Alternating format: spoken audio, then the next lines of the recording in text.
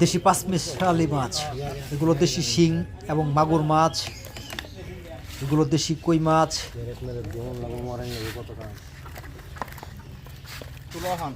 এগুলো ছোট শোল মাছ,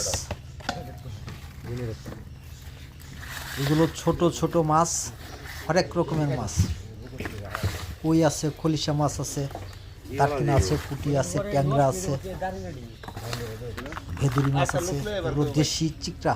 দেখেন কত বড় বড় চিকড়া মাছ।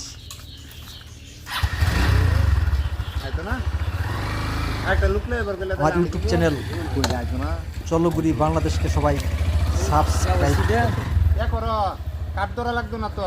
ভিডিওটি কেমন হয়েছে সবাই লাইক এবং কমেন্ট করবেন।